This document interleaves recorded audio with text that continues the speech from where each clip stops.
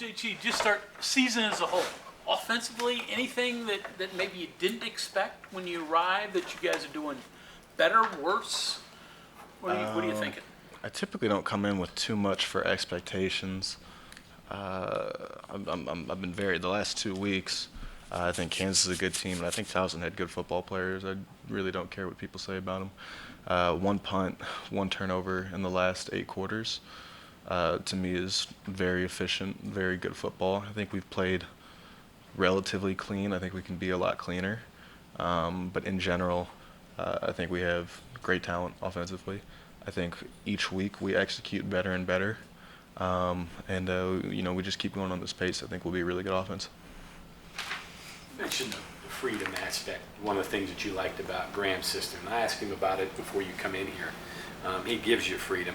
How do you feel you've been, seeing the plays he's calling or offering suggestions on plays that you want to run, or him giving you a block of plays and you picking the right ones, or run or a pass? How do you feel you've been doing there? Yeah, I think we have great communication. A lot of times, it's very rare that it's like you'll have a situation with the offense where it's like you have full freedom to do everything, and it's not something you want to do. You spend too much time up there trying to think and figure things out, right? So a lot of it is, a certain look we check to this, or a certain matchup we give them this, things like that.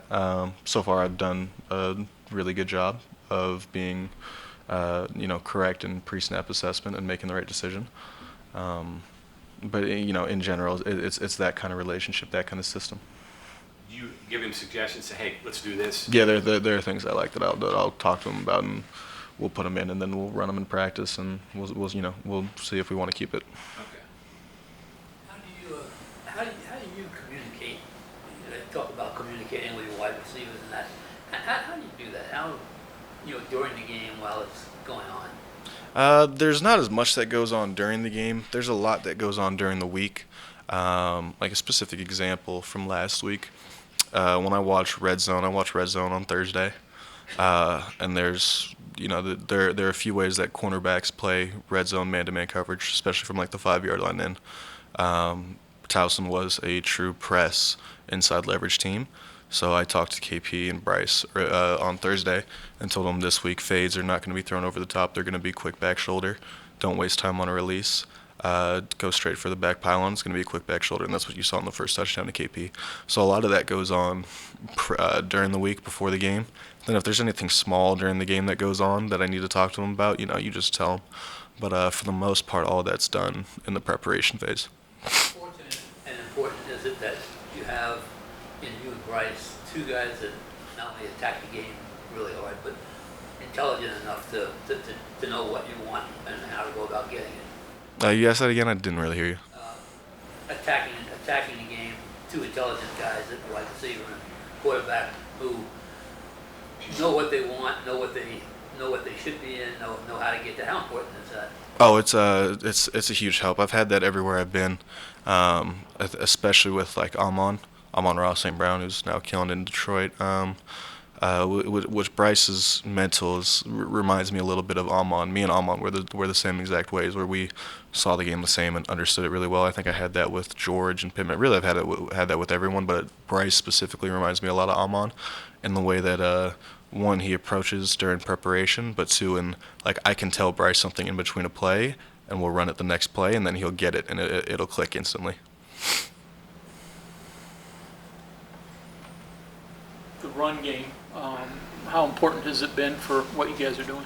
Run game is always important. Really controlling the line of scrimmage in general frees up the entire rest of the offense. If you don't control the line of scrimmage, you're fighting an uphill battle for 4 quarters, trying to be able to execute consistently in the pass game if you can't control the line of scrimmage enough to create 2nd and 6 or less. Graham mentioned your talking with Zach about protections, working the constant. Walk me through that, just simple lay terms. What types of things are you talking about when you're trying to get it straight?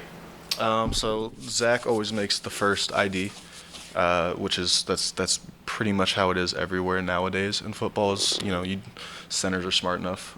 Zach's one of them that's very smart. That can always make that always makes the first ID. And then he asked me a lot of questions because I change protections, and I have full control over it. So Zach asked me a lot when we're talking about it. A lot of it is him asking me what I see and why I change it to get us in the right protection. The basis of protection for me is making sure we have my 5 linemen accounted for. The 5 that I want them to block is the simplest way you could explain protection. And there's a lot of different ways to do that. A lot of that is determined by defense, but that is essentially what quarterback controlled protection is. You got hit a couple times from the edge on passes in the Townsend game. Was that just them bringing a late stunt, a late pressure? No, that was cover 0, you get hit. Okay.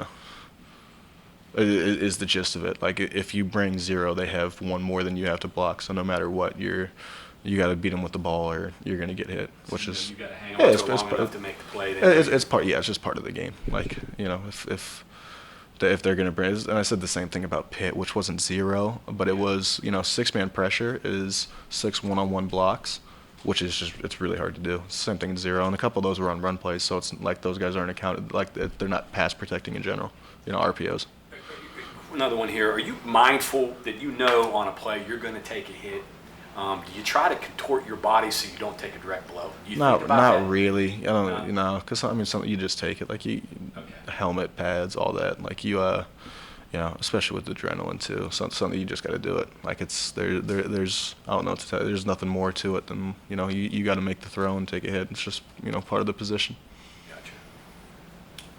Evaluate the young quarterbacks. What'd you see out of there? They finally all got game performance. All looked really good. All were the best thing about it was their eyes, and where they were mentally. They were in the right spot every time, and that's the most important part in general. Like accuracy you can develop over time.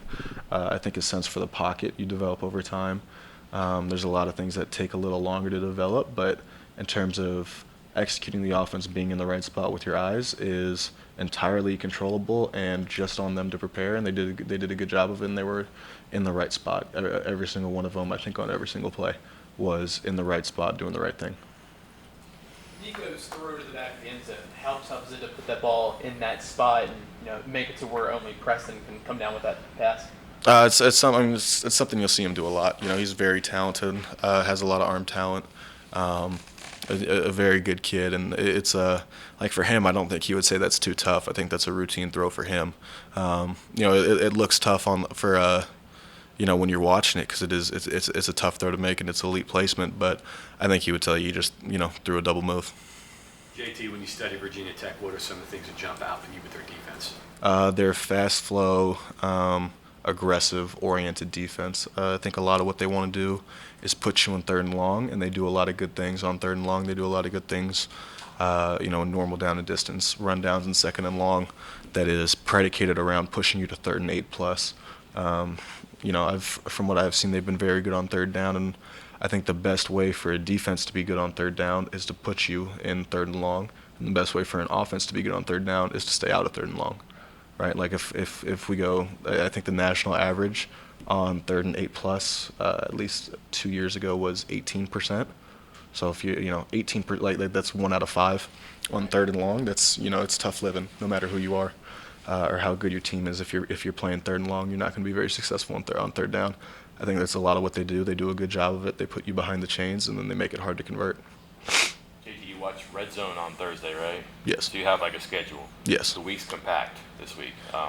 Do you prioritize things? Do you cut things out? I just have to add 2 days together 2 times. So Sunday, my basic week is Sunday is their last 3 games against similar offenses. Find out their defensive identity, coverage ID, how I'm going to process coverage and find it pre-play and every play, and then position technique, so how each position group is taught and specific things they do that I care about and am going to know in game. Monday is rundowns, which is 1st and 10, 2nd and 6 or less, top 3 coverages, pressure percent, things like that. Tuesday is the same thing, but for second and long, which is second and 7+. Wednesday is third down, separated by medium, long, extra long, top 3 coverages, pressure percentage.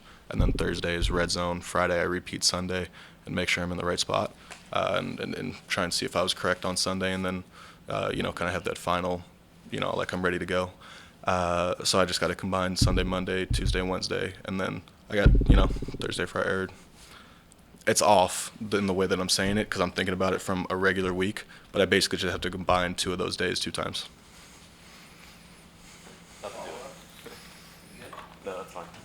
Thank you, JT. Gotcha, guys.